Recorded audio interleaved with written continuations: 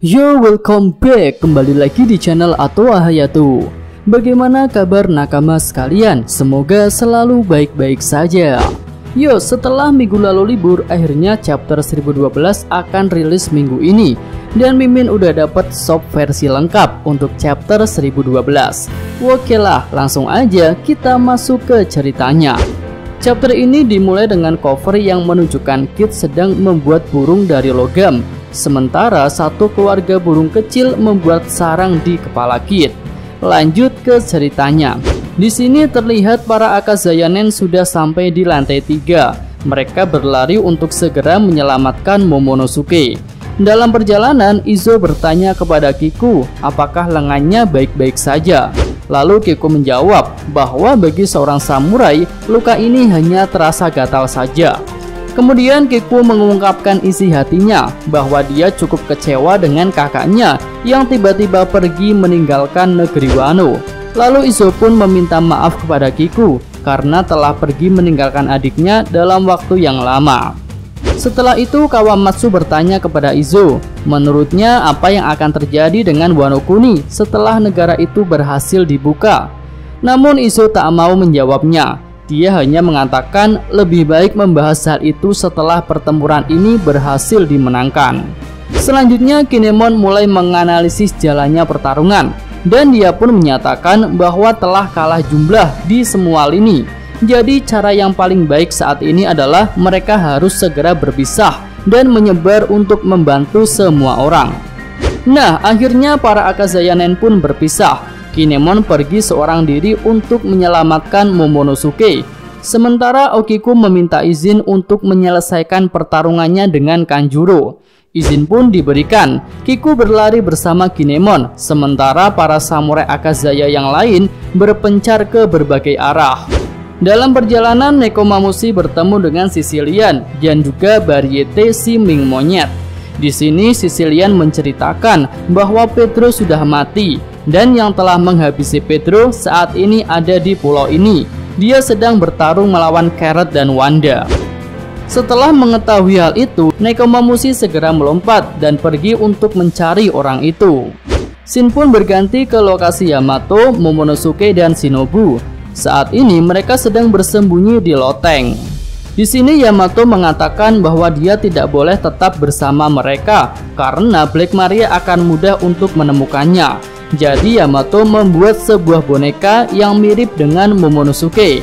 Dia akan menjadikan boneka itu umpan agar Momonosuke bisa melarikan diri. Dan di momen ini Momonosuke dan Shinobu dapat melihat bahwa anak Kaido itu sebenarnya memang sudah tak mau lari lagi. Yamato benar-benar terlihat gregetan ingin segera bertarung. Lalu sebelum berpisah, Yamato bertanya kepada Momonosuke bagaimana keadaan Luffy.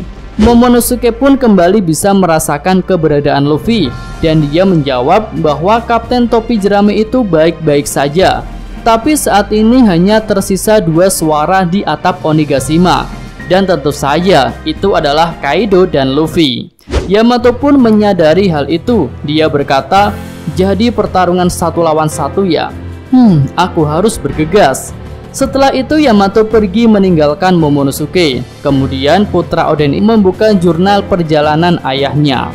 Scene kembali berganti, kali ini memperlihatkan Sanji yang ada di lantai 2. Dia terlihat sedang membawa sesuatu sambil bertarung dengan anak buah Kaido. Nah, ternyata yang sedang dibawa Sanji itu adalah tubuh Zoro yang sedang dalam keadaan luka parah dan dipenuhi dengan perban. Lalu di sini ada sedikit flashback. Setelah menggunakan room, Lau, Zoro, dan Zeus muncul di dekat Sanji, dan Lau meminta Sanji untuk menolong Zoro yang sedang terluka. Nah, di sini Sanji yang melihat Zeus berusaha menangkapnya untuk diserahkan kepada Nami, tapi Zeus ketakutan dan malah terbang menjauh. Lalu tak lama kemudian Lau mendengar suara Big Mom, dan dia pun memutuskan untuk segera pergi ke tempat Yonko itu berada. Sebelum pergi, Lau memberitahu Sanji bahwa Zoro sudah mematahkan sekitar 20-30 tulang di tubuhnya. Jadi Sanji harus merawat lukanya terlebih dahulu sebelum membawanya pergi. Kemudian Sanji mengikat Zoro dengan potongan kayu dan membalutnya dengan begitu banyak perban. Sambil melakukan perawatan, Sanji pun berbincang dengan Zoro. Dimulai dari Sanji yang bertanya, "Siapa yang membuatmu terluka seperti ini?"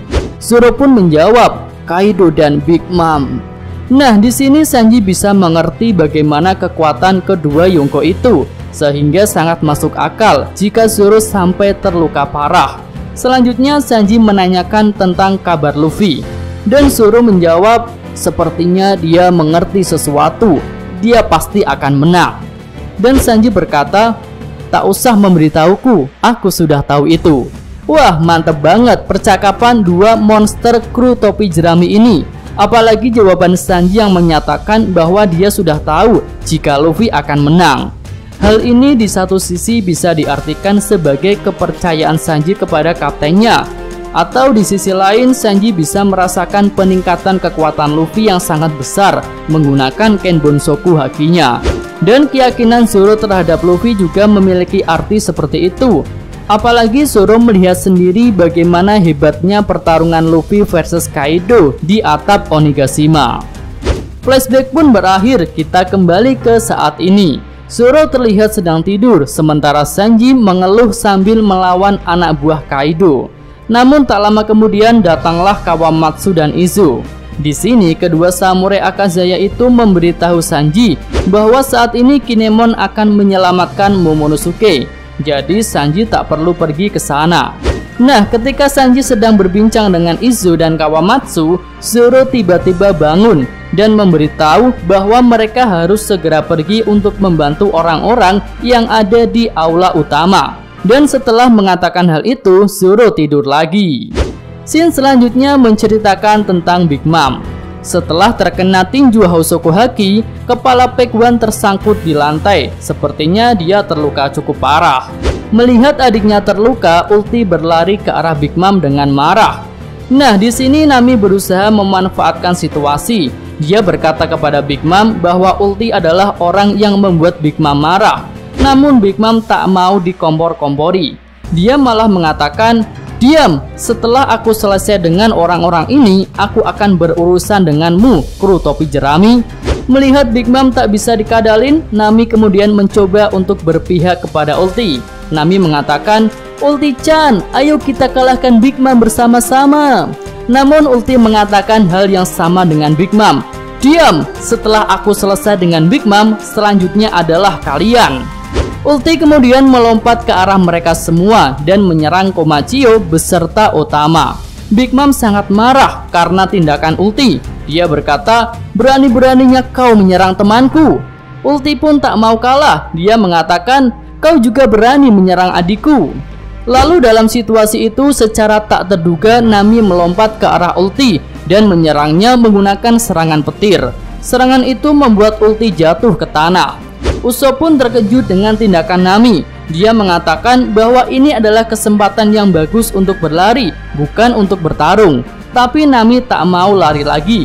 Dia bertekad akan mengalahkan Ulti yang sudah berani menyerang anak kecil. Dan sob versi lengkap ini pun berakhir sampai di sini. Oh iya, kabar baiknya minggu depan enggak libur, alias lanjut.